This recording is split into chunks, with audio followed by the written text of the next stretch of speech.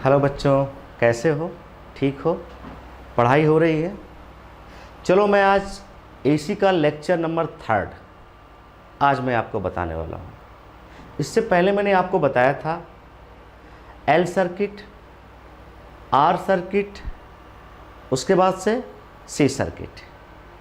आज मैं बताऊंगा आपको एल आर सर्किट क्या होता है। एल आर सर्किट क्या होता है? एल आर सर्किट के बाद मैं बताऊंगा एल सी सर्किट क्या होता है, और एल सी सर्किट के बाद बताऊंगा एल सी आर सर्किट क्या होता है। तो आज देखते हैं कि कहाँ तक का टॉपिक हम कंप्लीट कर लेते हैं। लेकिन सबसे पहले आज जो मैं बताने वाला हूँ आपको एल आर सर्किट। आइए देखिए, L R circuit, L R circuit.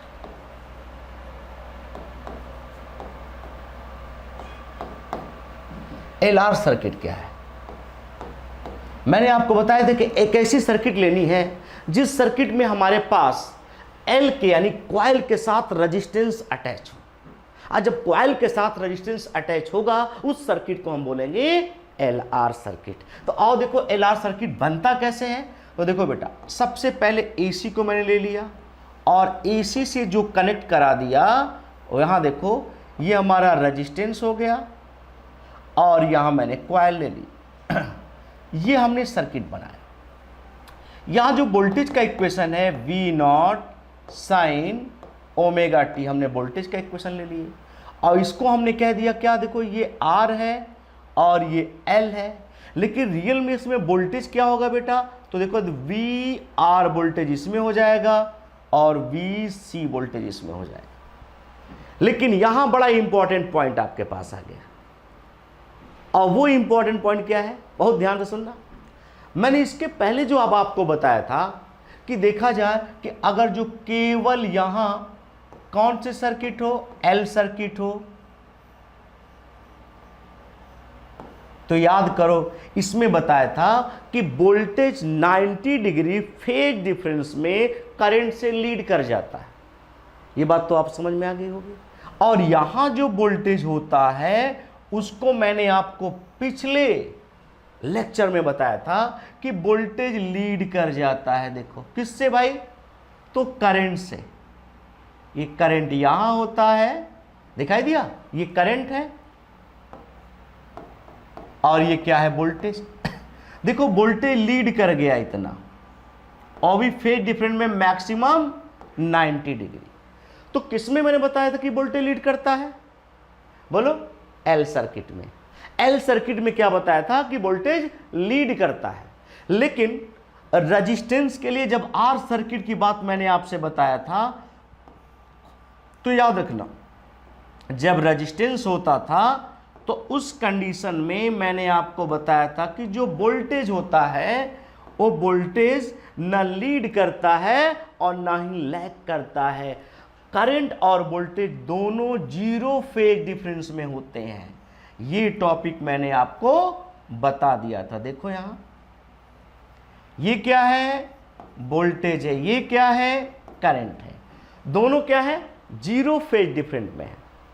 यानी इसका फेज डिफरेंट मैंने बताया था जीरो, लेकिन एल वाले का फेज डिफरेंट बताया था 90 डिग्री।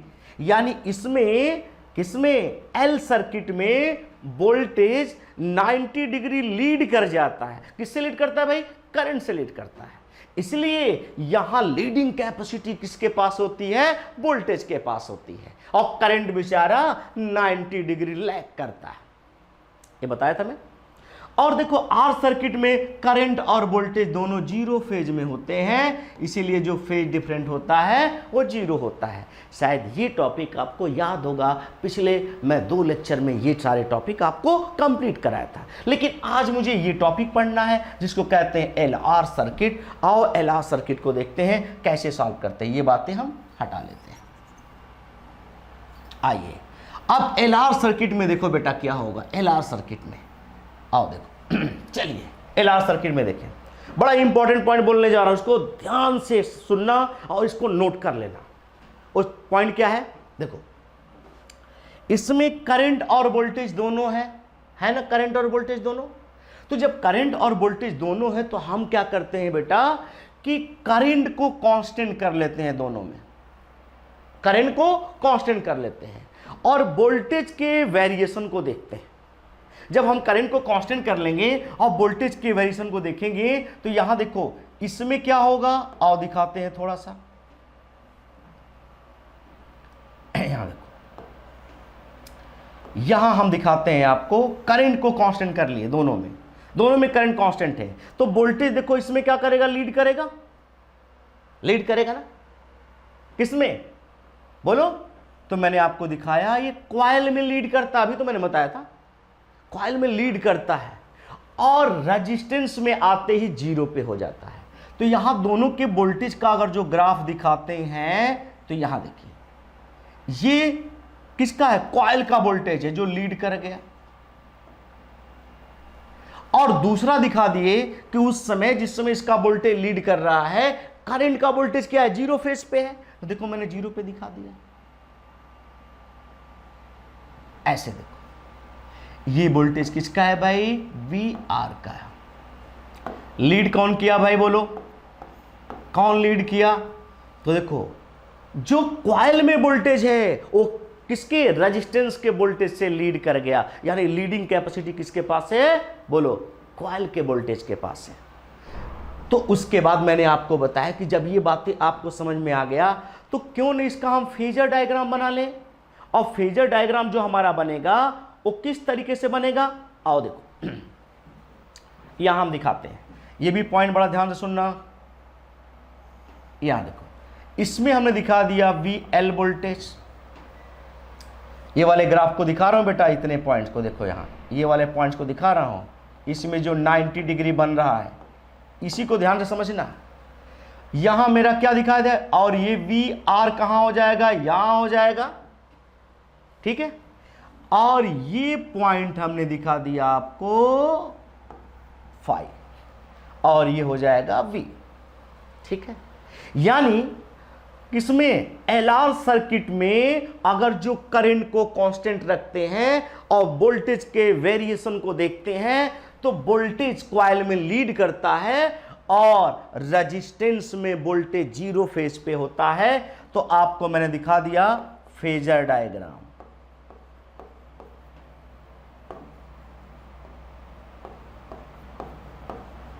ए फेजर डायग्राम ये बना दिया।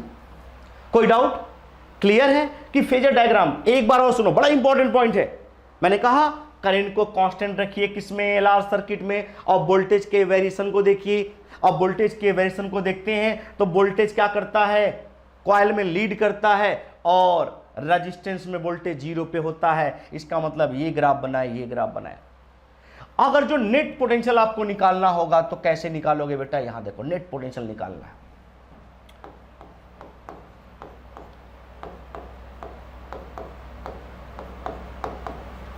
नेट पोटेंशियल की बात करते हैं, आइए देखिए कैसे निकालना है। ये देखो ये तो राइट एंगल बन गया तो पाइथागोरस हो जाएगा। तो हम दिखा सकते हैं क्या, v का square equal to v r का स्क्वायर प्लस v l का स्क्वायर, लिख सकते हैं ना, देखो लिख सकते हैं। अब यहां हम क्या दिखाएंगे, v का स्क्वायर इक्वल टू, देखो रेजिस्टेंस के लिए i r का स्क्वायर प्लस आई एक्स एल का स्क्वायर।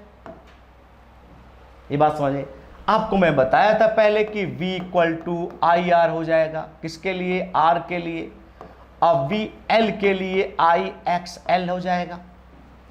और आपको पहले बता चुका हूं कि एक्स एल की वैल्यू क्या होती है, ओमेगा एल, देखो आप ये पढ़ चुके हो।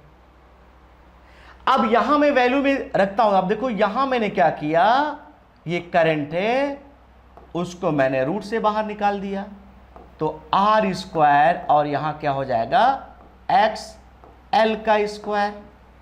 अब यहां देखो v बाई आई लिख सकता हूं, तो यहां क्या फार्मूला मिलेगा बेटा, आर स्क्वायर प्लस क्या, एक्सएल की वैल्यू क्या होती है, ये देखो ओमेगा एल का होल स्क्वायर।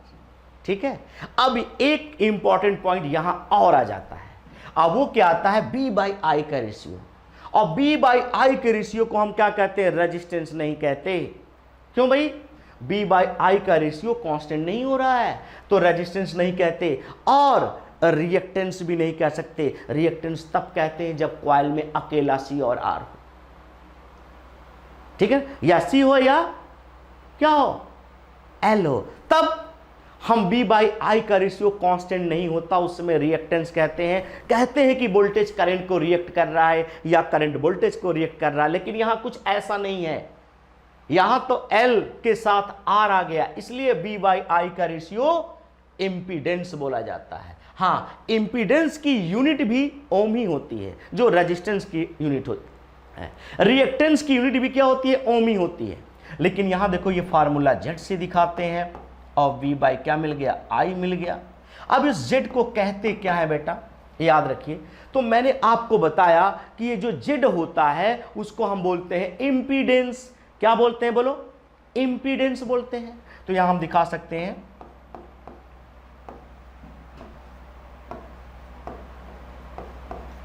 इंपीडेंस।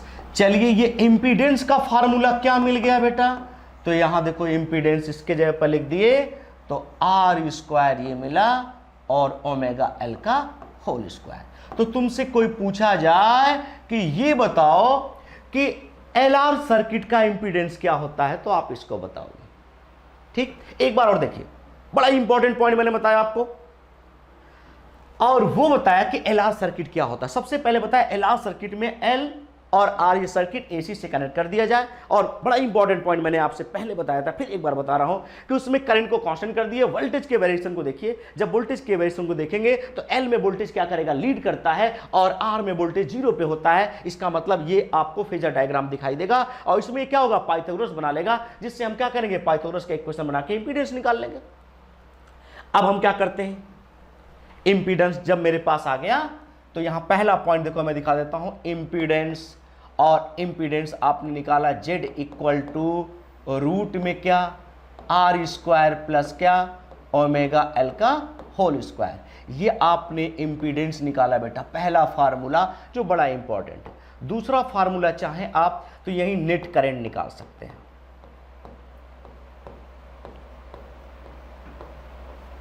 आइए देखिए नेट करंट कैसे निकालते हैं। तो हमने दिखाया I निकालना है, तो याद रखिए I नॉट निकालना होता है तो यहां V नॉट लिखते हैं, और बाई में क्या, बोलो Z। और Z में मेरे पास क्या है वैल्यू, तो यहां देखिए Z में हम दिखा सकते हैं R square plus omega L का होल स्क्वायर। ये हमारा नेट करंट का फार्मूला मिल गया बेटा। यहां देखिए सेकेंड पॉइंट में आपने क्या निकाल दिया, बोलो, नेट करंट निकाल दिया। अब जब आपने नेट करंट निकाल दिया तो अब हमारे पास आता है कि बताइए फेज एंगल कैसे निकालेंगे, फेज एंगल। तो अभी जो फेजर डायग्राम मैंने बनाया था, यहां देखिए, ये फेजर डायग्राम में हमने क्या दिखाया था आपको, ये हमारा क्या होता है, फाई होता है, ये क्या होता है, VL होता है, ये क्या होता है, VR होता है। तो जब भी आपको थर्ड पॉइंट में दिखाना होगा, याद रखिए थर्ड पॉइंट में हम दिखाते हैं क्या, फेज एंगल। बड़ा इंपॉर्टेंट है ये भी। इसको हम दिखाते हैं कैसे बेटा, tan फाई, tan फाई का यूज करते हैं। किसका, tan फाई। अगर जो ये वैल्यू मुझे यहां निकालना होगा, ये देखिए tan फाई की वैल्यू, तो कैसे निकालेंगे ये, तो क्या हो जाएगा, VL बाई में VR। क्या बोलते हैं इसको, फेज एंगल। देखो फेज एंगल, तो नेक्स्ट पॉइंट में हमको फेज एंगल निकालना है। देखो ये फार्मूला मेरे पास आ गया। अब तुम्हें मालूम है कि VL की वैल्यू हम लिख सकते हैं IXL, लिख सकते हैं ना। अभी तो मैंने बताया था भाई कि VL equal to IXL formula होता है, और XL की वैल्यू ओमेगा L होती है। और यहां लिख सकते हैं क्या, VR की वैल्यू IR। देखो I से I कैंसिल, क्या मिला, XL बाय में क्या, R मिला। चलिए ये पॉइंट आपको मिल गया। अब इसकी भी वैल्यू आप लिख सकते हो बेटा, यहां देखो किसकी वैल्यू, XL की वैल्यू क्या होता है, ओमेगा L।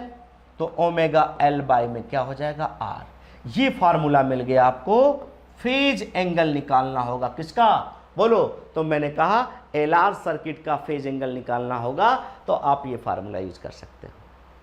ठीक है, अब एक और पॉइंट इसमें बड़ा इंपॉर्टेंट मिल जाता है आपको। वो कैसे निकालते हैं? पावर फैक्टर कैसे निकाल सकते हैं? पहले देखो मैंने क्या निकाला आपको, इंपीडेंस निकाला, इंपीडेंस के बाद नेट करंट निकाला, नेट करंट के बाद आपको फेज एंगल बता दिया। फेज एंगल किससे निकाला? फेजर डायग्राम से बना सकते हो, यही डायग्राम से दोनों निकाल सकते हो। उसके बाद अब हम क्या करते हैं, इसमें पावर फैक्टर कैसे निकालते हैं, थोड़ा उसको भी देख लिया जाए कि पावर फैक्टर कैसे निकलेगा। पावर फैक्टर निकालने के लिए बेटा यहां देखो, सबसे एक पॉइंट पहले देखो। पहला पॉइंट मैंने क्या बताया आपको, सबसे पहले एलआर सर्किट में इंपीडेंस निकालो, नेट करंट निकालो, नेट करंट के बाद क्या, फेज एंगल निकालो, और फेज एंगल के बाद हम पावर फैक्टर का यूज कर सकते हैं। और पावर फैक्टर निकालने के लिए यहां देखो,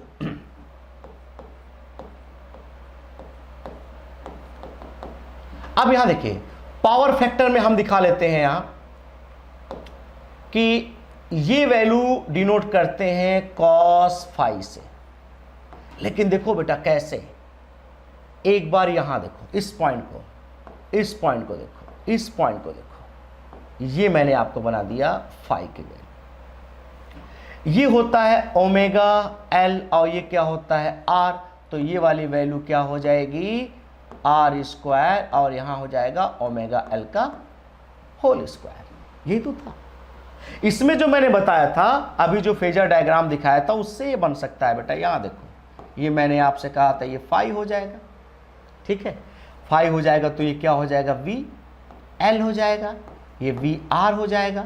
इस पॉइंट को मैंने दिखाया हमेशा ये। हाँ, पावर फैक्टर की डिफिनेशन याद रखना, जितने भी सर्किट होंगे, एलआर सर्किट होंगे, सीआर सर्किट होंगे, एलसीआर सर्किट होंगे, किसी का भी पावर फैक्टर निकालना होता है तो डेफिनेशन याद रखिए। क्या मैं बता रहा हूं, हमेशा पावर फैक्टर निकालने के लिए आपको क्या करना होगा, तो जानते हो पावर फैक्टर का एक ही फार्मूला बनता है, सबके लिए फार्मूला बनता है। रेजिस्टेंस और इंपीडेंस का जो रेशियो होता है उसी को पावर फैक्टर कहते हैं।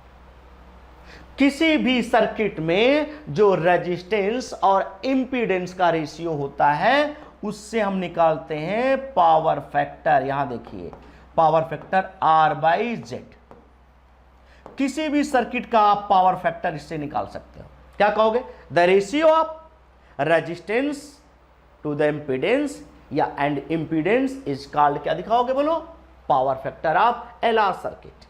और याद रखना power factor of LR circuit में इसकी यूनिट और डायमेंशन क्या होती है, तो याद रखना पावर फैक्टर जो रेजिस्टेंस होता है इसकी भी यूनिट क्या होगी बोलो, ओम, और इंपीडेंस की भी यूनिट क्या होती है, ओम। यानी दोनों में आप क्या लिख सकते हो बोलो, ओम, और यहां भी क्या, ओम। ये कैंसिल हो जाएगा। इसका मतलब याद रखना power factor is unit and dimension less quantity.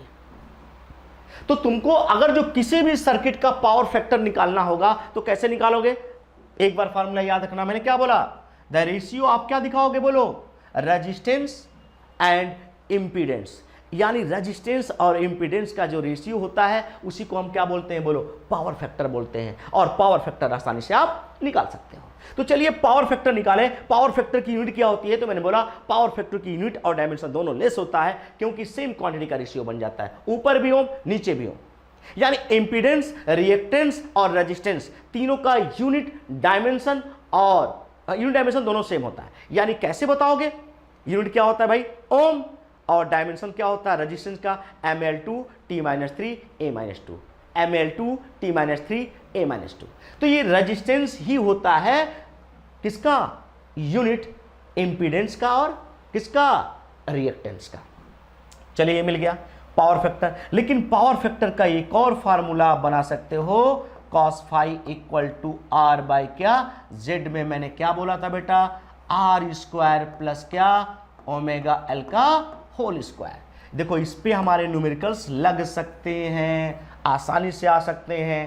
पहले आप Z निकाल लो, R की वैल्यू आपके पास पहले से गिवन होगी और आप निकाल सकते हो पावर फैक्टर। लेकिन एक और इंपॉर्टेंट बात इसमें बताने वाला हूं, पावर फैक्टर की वैल्यू क्या होती है। तो याद रखना पावर फैक्टर की जो वैल्यू होती है always less than 1। Power factor आप क्या कहोगे, एलार्ज circuit is always less than 1। क्यों भाई, ऐसा क्यों होता है? यहां देखो, आर की जो वैल्यू होगी, आर की जो वैल्यू होगी हमेशा इस जेड से छोटी वैल्यू होगी, इसलिए जब डिवाइड करोगे तो आंसर क्या आएगा, लेस देन 1। तो पावर फैक्टर की जो न्यूमेरिकल वैल्यू हो क्या होती है बेटा, ऑलवेज लेस देन 1। क्लियर? तो इस तरीके से मैंने आपको बताया कि कैसे कैसे आप निकाल सकते हो एलआर सर्किट में। एलआर सर्किट में सबसे इंपॉर्टेंट पॉइंट क्या मैंने बताया, करंट को कांस्टेंट रखो, वोल्टेज के वेरिएशन को देखो, तो दोनों में वोल्टेज क्या करेगा, 90 डिग्री बनाएगा, और 90 डिग्री बनाएगा तो नेट वोल्टेज निकाल लेंगे, और नेट वोल्टेज से हम क्या निकालेंगे, इंपीडेंस निकालेंगे, और इंपीडेंस से नेट करंट निकालेंगे, और नेट करंट से हम क्या निकालेंगे, बोलो, नेट करंट से क्या निकालेंगे, फिर मैंने कहा कि फेज एंगल निकाल लेंगे, और फेज एंगल के बाद क्या निकालेंगे, पावर फैक्टर निकालेंगे। तो इतने पॉइंट इसमें पूछे जाते हैं। ठीक है, तो आओ इस पे हम देखते हैं कि एक न्यूमेरिकल्स कैसे आते हैं। न्यूमेरिकल को थोड़ा सॉल्व करते हैं हम लोग। आइए देखिए न्यूमेरिकल। मैंने आपको एक क्वेश्चन दिया यहाँ, एक क्वेश्चन में आप देखो कौन कौन सी वैल्यू गिवन है और क्या आपसे पूछा जा रहा है। तो थोड़ा ध्यान देना इस पे कि एक साथ एक तरह कह सकते हो होलसेल में न्यूमेरिकल लगा सकते हैं, है ना। बहुत सारे बच्चों को इसके न्यूमेरिकल्स नहीं आते। देखो न्यूमेरिकल्स कैसे आएंगे, बड़ा इंपॉर्टेंट न्यूमेरिकल भी होते हैं, बड़ा आसानी से आ जाएंगे। यहाँ देखिए, ये मैंने जो इक्वेशन बनाया वोल्टेज का, यहाँ मैंने इसकी वैल्यू पुट कर दिया, और यहाँ लिख दिया देखो 20 साइन, यहाँ देखो ये रख दिया 4t प्लस पाई बाई 4। चलिए ये मैंने आपको रख दिया, दिखा दिया, और यहां जो वैल्यू है और वो वैल्यू मेरे पास है 4 और ओम, और यहां जो वैल्यू मेरे पास है वो 2 है।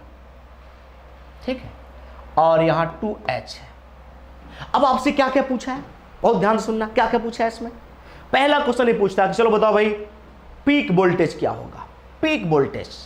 तो याद रखना बेटा, पीक वोल्टेज जब भी निकालना होगा तो मैं आपको एक क्वेश्चन दिखा देता हूं, V = V0 sine omega T plus minus 5। Plus तब आपको यूज करना है जब लीड करता है, माइनस तब यूज करना है जब लैग करता है।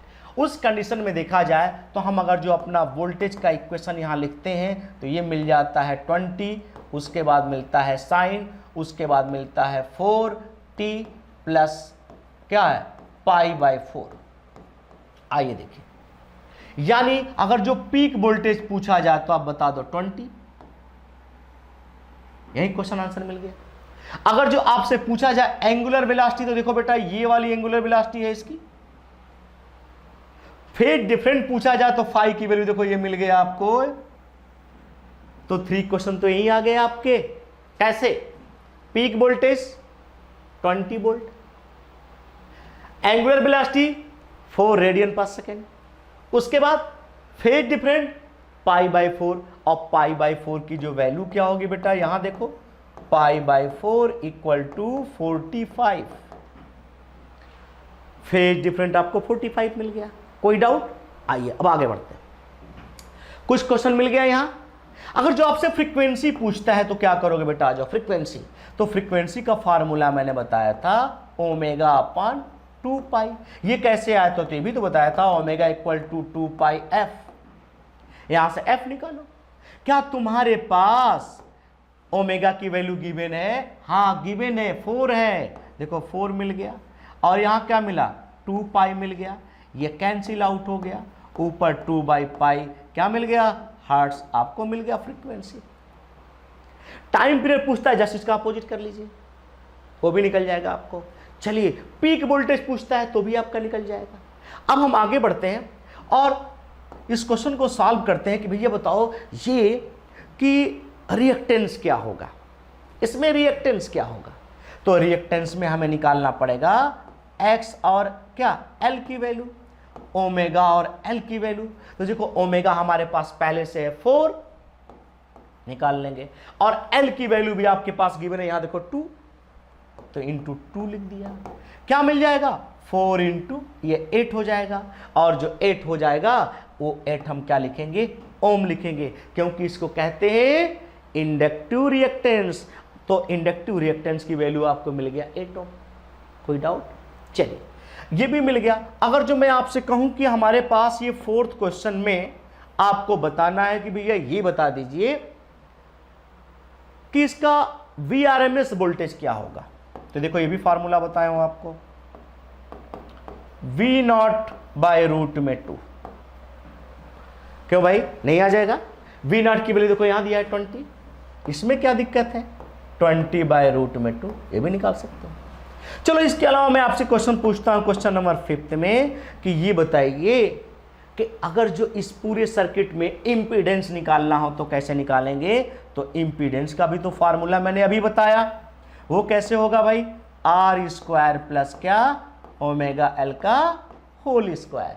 तो R² की वैल्यू क्या है बेटा, थोड़ा यहां देख लीजिए, R², ये मिला R की वैल्यू, तो ये 4 का स्क्वायर हो जाएगा, और प्लस क्या हो जाएगा, ओमेगा L अभी मैंने निकाल चुका है, यहां देखो, तो 8 का स्क्वायर हो जाएगा, यानी ये क्या हो जाएगा आपके पास 16 हो जाएगा, और ये 64 हो जाएगा। क्या आप इंपीडेंस नहीं निकाल लेंगे? तो इस तरीके से इंपीडेंस भी निकाल लेंगे। अगर जो आपसे कहता है कि बताओ करंट कैसे निकालेंगे, करंट, तो चलो मैं यहां दिखा देता हूं करंट निकालने के लिए 6, कोई दिक्कत नहीं। करंट का फार्मूला होता है V0/Z, और Z तुम यहां से निकाल लोगे, और याद रखना V यहां क्या हो जाएगा, I0 तो V0 लिखना।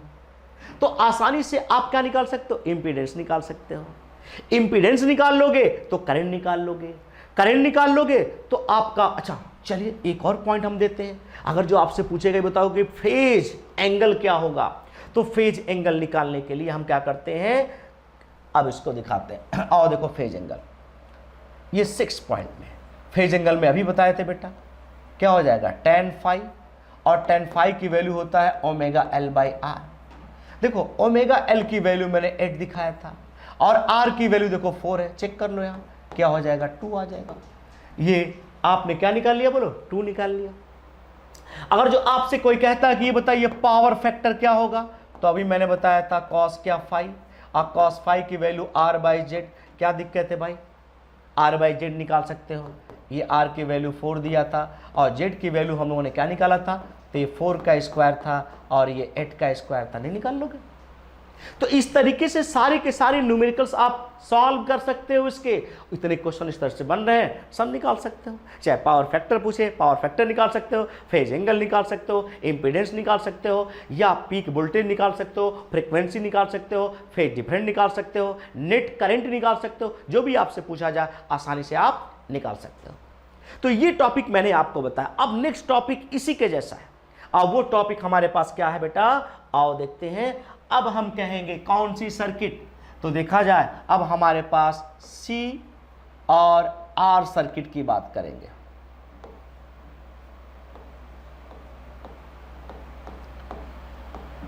आइए देखिए CR सर्किट, जैसे हमने LR सर्किट निकाला वैसे हम CR सर्किट भी निकाल सकते हैं।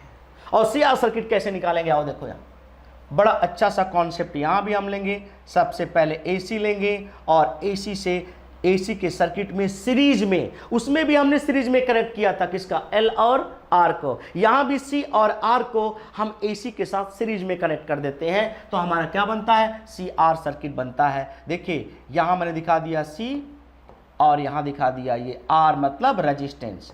चलिए ये सर्किट मैंने दिखा दिया, इसको R कह सकते हैं, इसको C कह सकते हैं। इसमें वोल्टेज क्या होगा, VC होगा, इसमें वोल्टेज क्या होगा, बोलो VR वोल्टेज होगा। क्या इतनी बातें आपको समझ में आ रही हैं?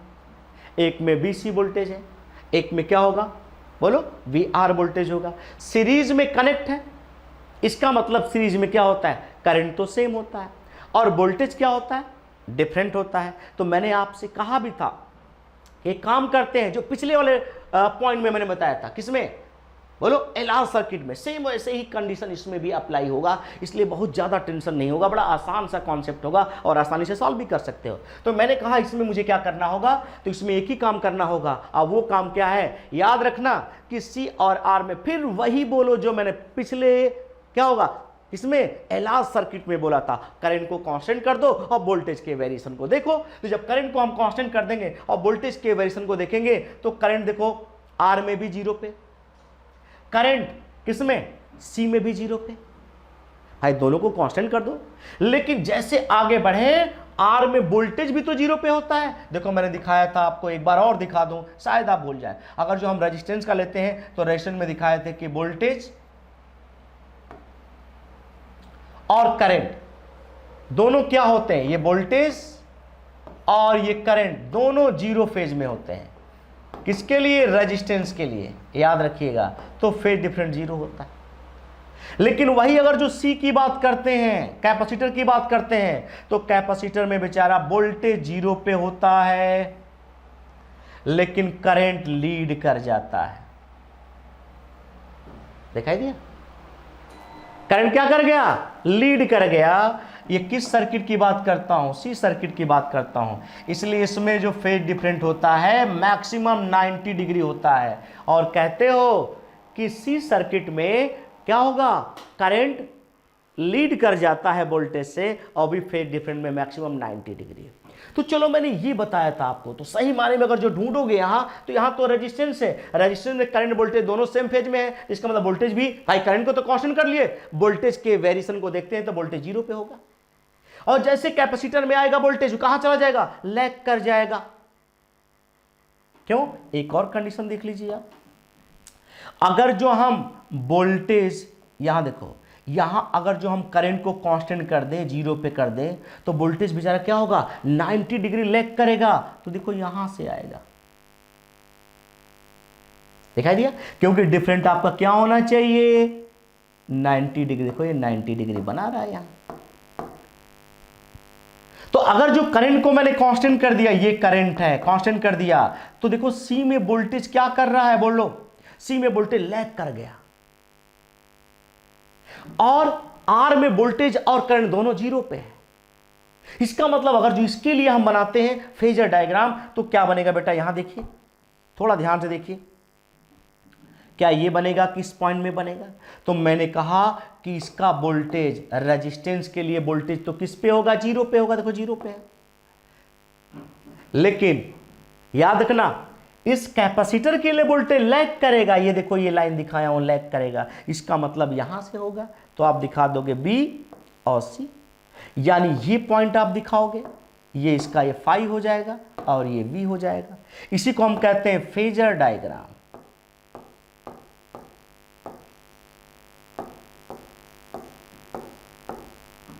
ये फेजर डायग्राम बना दिया। ये देखो दिखाई दे रहा है फेजर डायग्राम, ये फेजर डायग्राम बना। और जब ये फेजर डायग्राम बना, और देखो इससे तो बहुत मतलब है नहीं हमारा, ये तो मैं पहले भी समझा चुका हूं। तो इसको मैं क्या कर देता हूं, हटा देता हूं।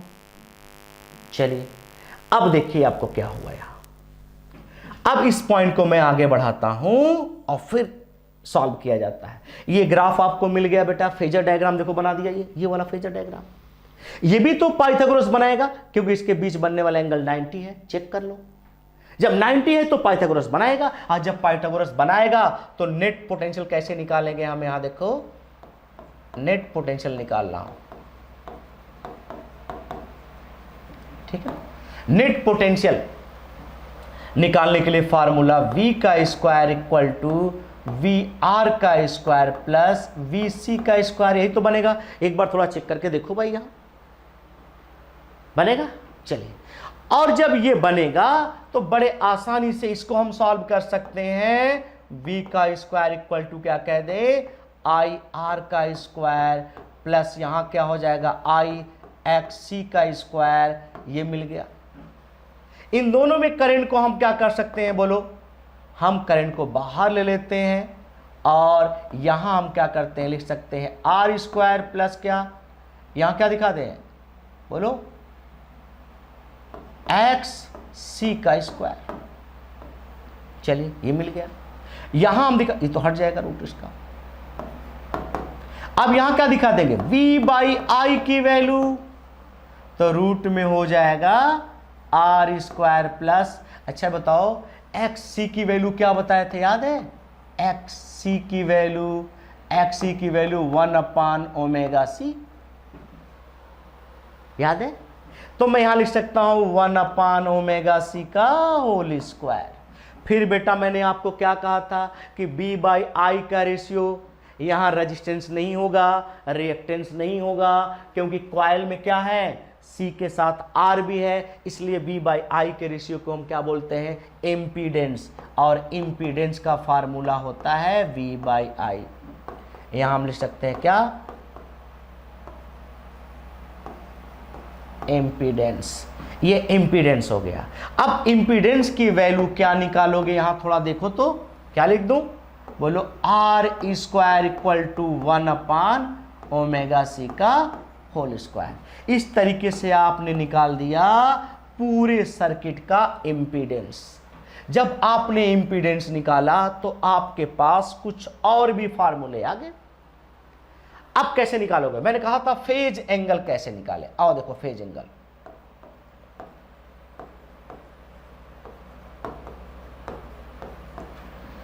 फेज एंगल को मैंने क्या कहा था भाई, तो यहां कहा था कि tan phi से दिखाते हैं,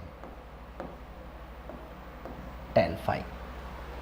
कैसे निकालोगे, तो ये डायग्राम से देखो, यहां ये बनाया, यहां से tan निकालो, tan phi की वैल्यू देखो, ये क्या निकलेगा tan phi की वैल्यू, VC/VR। तो मैं यहां दिखा दिया tan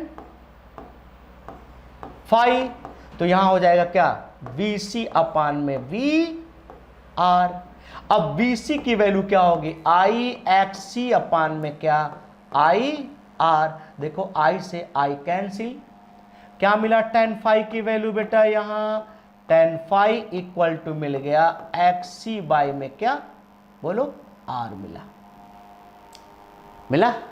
चलिए इसको हम लिख सकते हैं tan phi की वैल्यू में, यहां देखो XC को कह सकते हैं ω/c में क्या, R, 1/ω/c/R, यही तो होता है। इसको हम लिख सकते हैं tan phi की वैल्यू, याद रखिएगा क्या लिख सकते हैं, 1/ω/c/R लिख सकते हैं ना। लेकिन एक और फार्मूला मैंने आपको बताया था, ओमेगा क्या, 2πf, तो फार्मूला क्या बन जाएगा, थोड़ा आप देखिए, यहां हमारे पास मिला tan phi की वैल्यू 1/ω/c/R। तो मैंने कहा ओमेगा की वैल्यू 2πf, तो tan phi की वैल्यू आपके पास मिल गया क्या, बोलो 1/2πfcr, ठीक है ना, ये मिल गया। याद रखिएगा AC के लिए तो ठीक है, AC के लिए जो फ्रीक्वेंसी की वैल्यू होती है, याद रखिए मैंने पीछे कई बार बताया था 50 हर्ट्ज होती है, 50 to 60 हर्ट्ज होती है, लेकिन 50 हर्ट्ज इंडियन साइंटिस्टों ने डिफाइन किया था। तो आप यहां दिखा सकते हो, लेकिन यही बात DC के लिए पूछ दे तो क्या करोगे बेटा, तो याद रखना DC के लिए फ्रीक्वेंसी होती है वो 0 होती है। तो यहां tan phi की वैल्यू आपको DC के लिए क्या मिल जाएगा, थोड़ा देखो तो, बोलो इनफाइनाइट मिल जाएगा। याद रखिएगा DC के लिए वैल्यू क्या मिला, इनफाइनाइट, और AC के लिए तो इसकी वैल्यू आपके पास है। लेकिन यही जो मैंने आपको बताया था किसमें, LR सर्किट में क्या होगा, LR सर्किट में याद रखिएगा, LR सर्किट में कैसे दिखाएंगे, वहां जो फार्मूला होता था tan phi की वैल्यू मैंने आपको बताया था, क्या याद है, ω/L/R, और ω/L/R में लिख सकते हो tan phi = 2πfL/R। लेकिन ये DC के लिए क्या होगा बेटा, DC के लिए अगर जो इसको लिए निकाले होते हैं, ये भी तो F की वैल्यू 0 हो जाएगी। तो याद रखिएगा tan phi की जो वैल्यू होती है 0 हो जाती है, किसमें, LR सर्किट में, और LC सर्किट में क्या हो जाएगा, इनफाइनाइट हो जाती है। समझ में आ रहा है, ये बातें समझ में आई। तो देखो LC सर्किट का भी मैंने क्या क्या निकाल दिया, L और C सर्किट ने क्या निकाला, इंपीडेंस निकाला। उसके बाद मैंने क्या निकाला, आपको दिखा दिया कि भैया इंपीडेंस के बाद आप फेज एंगल कैसे निकाल सकते हो। अब चलिए थोड़ा सा इससे आगे बढ़ते हैं, फेज एंगल भी निकाल, नेट करंट निकालना होगा तो क्या करेंगे आप, नेट करंट कैसे निकाला जाएगा। तो नेट करंट निकालने के लिए हमें फार्मूला आएगा यहां देखो वी नॉट बाई में क्या जेड। तो याद रखिएगा ये वी नॉट होगा तो ये आई नॉट होगा। तो यहां हम दिखा देंगे कि आई नॉट की value V naught by Z में क्या, तो देखो आर स्क्वायर प्लस 1/ओमेगा सी का होल स्क्वायर। इस तरीके से आप नेट करंट निकाल सकते हो। देखो यहां नेट करंट के बाद अगर जो पूछता है कि भैया ये बताइए कि अगर जो इसका पावर फैक्टर निकालना होगा तो हम क्या करेंगे, कि पावर फैक्टर कैसे निकालेंगे। तो आइए देखिए,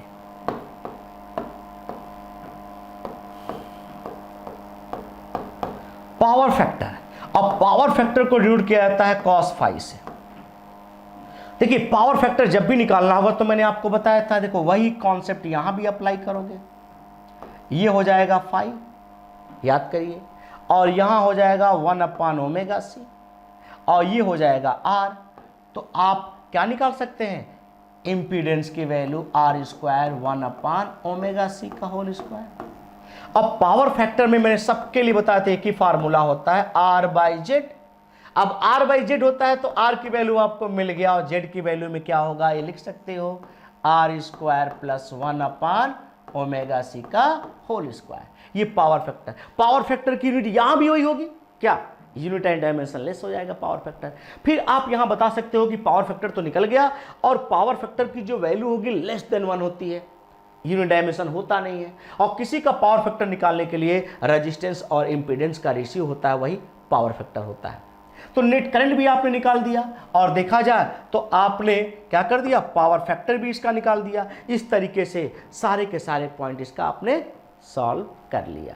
क्या क्या निकाला आप देखिए, सबसे पहले मैंने बताया कि अगर जो मेरे पास कौन सी सर्किट है, एलसी सर्किट है, या मेरे पास क्या होगा सीआर सर्किट है, तो सीआर सर्किट या एलआर सर्किट हो, आगे बताऊंगा एलसीआर सर्किट। तो मैंने बताया कि अभी मैंने जो आज के लेक्चर में जो आपको बताया वो एलआर सर्किट और सीआर सर्किट, सीआर सर्किट का टॉपिक चल रहा है। और सीआर सर्किट में मैंने सबसे पहले बताया कि किसी भी कैपेसिटर में रेजिस्टेंस को सीरीज में ऐड कर देते हैं, उसके बाद हम ये देखते हैं कि करंट को कांस्टेंट करके वोल्टेज के वेरिएशन को देखते हैं। तो वोल्टेज इसमें क्या करता है बोलो, सीआर सर्किट में जैसे ही कैपेसिटर में वोल्टेज आएगा वो लैग कर जाएगा, और रेजिस्टेंस में वोल्टेज 0 पे होगा, फिर पाइथागोरस बन जाएगा। फेजर डायग्राम के थ्रू हम क्या निकालेंगे, इंपीडेंस निकालेंगे, नेट करंट निकालेंगे, उसके बाद फेज एंगल निकालेंगे और पावर फैक्टर निकालेंगे। ये सारे के सारे पॉइंट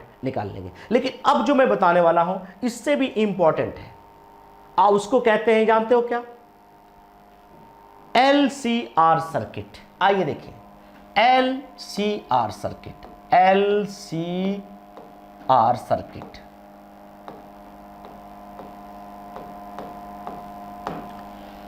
एलसीआर सर्किट ये बड़ा इंपॉर्टेंट है, और आपको क्या क्या आना चाहिए तभी आएगा, R circuit, L circuit, C circuit, L R circuit, C R circuit, ये सब पढ़ा चुका हूं।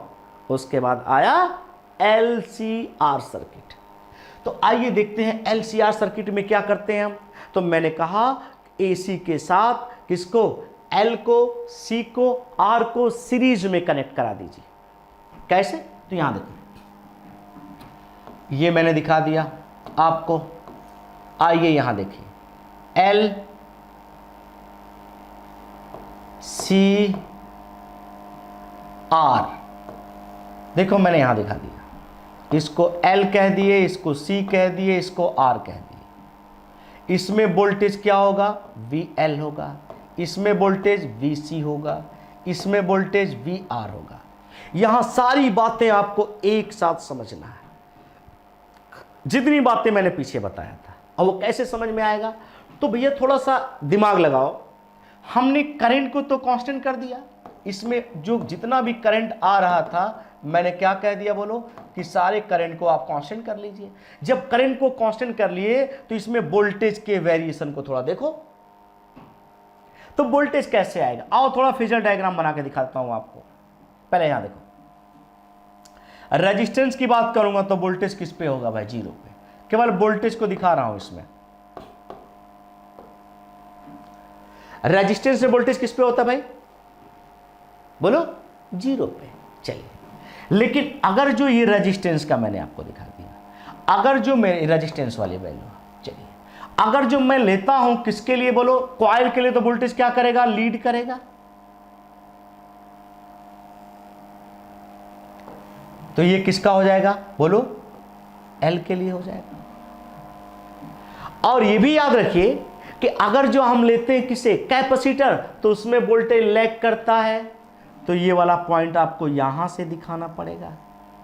अब तो भाई कुछ डाउट होने लगा। डाउट क्या होने लगा, यहां वोल्टेज लीड कर रहा है, किस में लीड कर रहा है भाई, किस में लीड कर रहा है, बोलो कॉइल में। लेकिन रेजिस्टेंस में वोल्टेज क्या कर रहा है भाई, 0 पे है।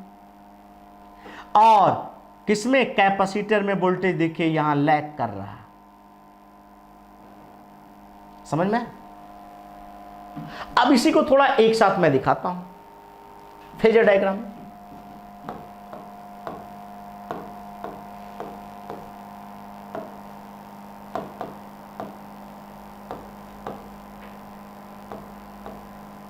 आइए देखिए, ये फेजर डायग्राम आपको दिखाया और इसमें मैं दिखा रहा हूं आपको कैसे बनेगा।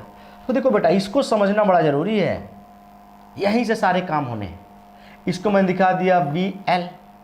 देखो VL यानी इसमें वोल्टेज लीड करता है, तो देखो लीड करने के लिए ऊपर दिखा दिया। और कैपेसिटर में वोल्टेज क्या करता है, लैग करता है, इसको नीचे दिखा दिया। और रेजिस्टेंस में वोल्टेज तो भाई 0 पे होता है, देखो इसको ऐसे दिखा दिया। ये डायग्राम समझ में आया? लेकिन सही माने में देखो तो जो हमारा कैपेसिटर है और जो हमारा कॉइल है, तो कॉइल के अंदर बाय इंडक्शन प्रोसेस होता है, उसमें जो वोल्टेज होता है वो लॉस कम होता है। और कैपेसिटर में जो भी हमारा वोल्टेज होता है वायर से कनेक्ट होता है, तो इसमें कुछ वोल्टेज लॉस हो जाता है। तो दोनों सेम वोल्टेज पे हो, फिर भी देखा जाता है, यहां देखिए कि कुछ वोल्टेज L का ज्यादा होता है। क्या हम इसको ऐसे लिख सकते हैं, थोड़ा ध्यान देना, VL माइनस VC, और यहां क्या दिखा दिए, VR, और ये इसका रिजल्टेंट दिखा दिए, और यहां फाई कर लिए, ये V हो जाएगा। ये दिखाते ही मेरा ये पाइथागोरस हो जाएगा। और फिर हमारा भाई, इस पॉइंट को तो हमने VC दिखाया, इस पॉइंट को मैंने ऐसे दिखा दिया, इससे हमारा इक्वेशन बन जाएगा और फिर सॉल्व हो जाएगा। तो आओ देखो, अब इससे हमें सॉल्व करते हैं इसको। ये पॉइंट समझ में, ये फेजर डायग्राम होता है। चलिए इसको हम आगे बढ़ाते हैं, और जब आगे बढ़ाते हैं तो आपको ये पॉइंट्स पहले से मिल गया है फेजर डायग्राम का। ये फाई है, यहीं से मुझे काम दिखाना है। और ये क्या दिखाया, VL माइनस VC, और यहां क्या हो जाएगा, बोलो VR हो जाएगा। और ये हमारा क्या है, V। अब यहां से हम नेट पोटेंशियल निकाल सकते हैं, तो यहां लिख सकते हैं क्या, बोलो नेट पोटेंशियल।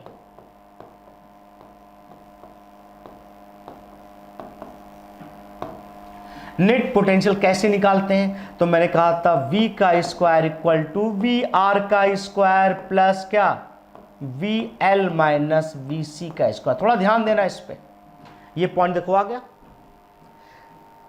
पाइथागोरस बनाए तो ये मिल गया आपको। ये मिलते ही बहुत सारी बातें सॉल्व होने लगे। अब देखो मैं यहां क्या दिखाता हूं, V का स्क्वायर यहां दिखा दिए, तो IR का स्क्वायर ये हो जाएगा, प्लस इसके लिए लो तो IXL का स्क्वायर माइनस क्या, IXC का स्क्वायर, दोनों का होल स्क्वायर मैंने ले लिया। ठीक ना, ये मिल गया हमें।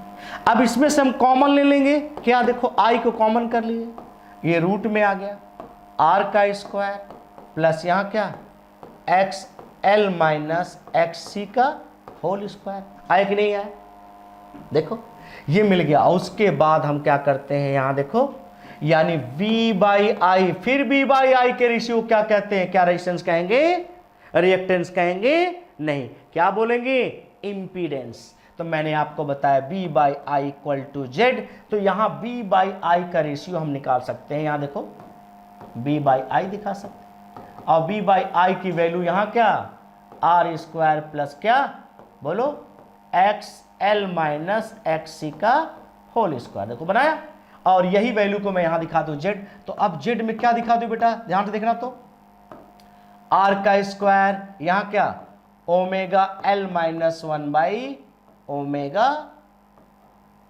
सी का होल स्क्वायर। देखो ये लिख सकता हूं ऐसे, ये वाली वैल्यू। क्यों भाई, मैंने आपको बताया था कि एक्स एल की वैल्यू क्या होती है ओमेगा एल, और एक्स सी की वैल्यू क्या होती है 1 upon omega C.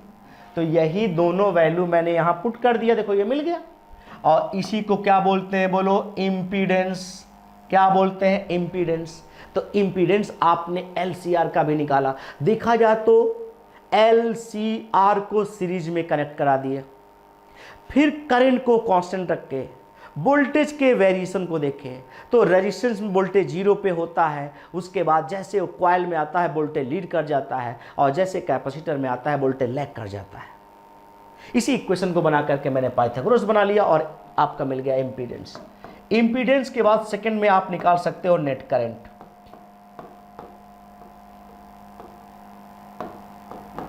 Net current के लिए मैंने आपको बताया था कि भैया नेट करंट जब भी निकालना आप फार्मूला ये यूज करना। फिर मैंने कहा जेड की वैल्यू आपके पास पहले से है भाई, तो चलो हम जेड निकाल लेते हैं, आर स्क्वायर प्लस क्या होगा बोलो, omega L minus 1 by omega C का होल स्क्वायर। चलो ये भी मिल गया नेट करंट। थर्ड पॉइंट में आप चाहो तो निकाल सकते हो क्या, मैंने आपको बताया फेज एंगल। चलिए क्या होता है, तो tan फाई।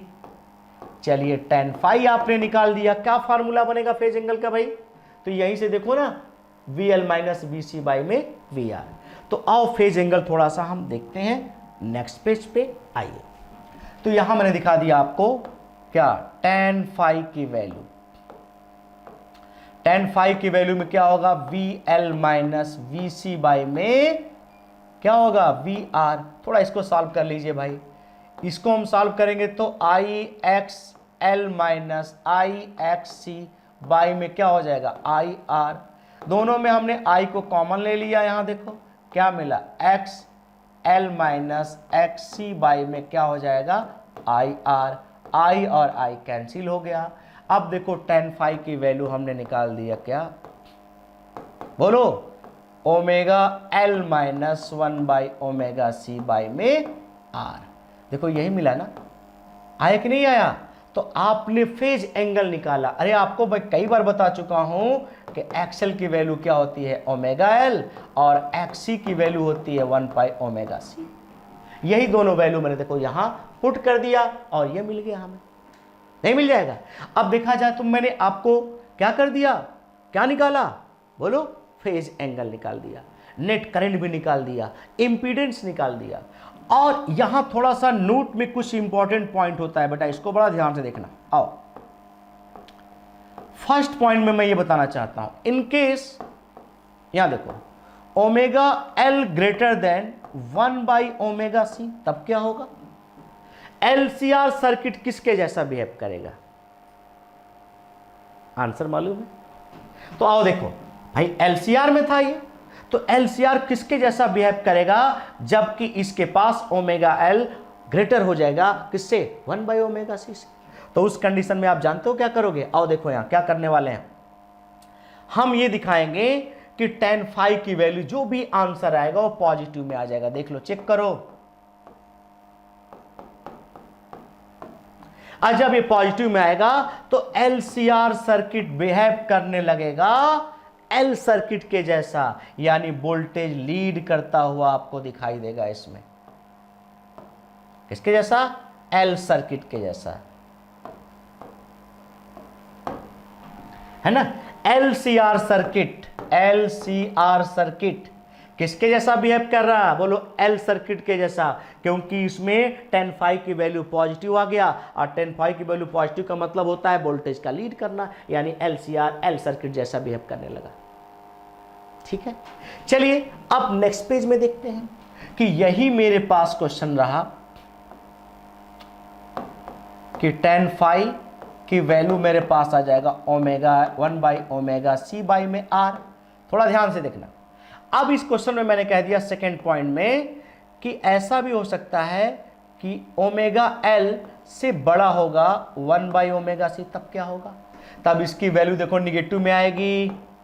tan फाई की वैल्यू किस में आ गया? निगेटिव में। निगेटिव मतलब लैग कौन करता है? लैग कौन करता है? किस में वोल्टेज लैग करता है?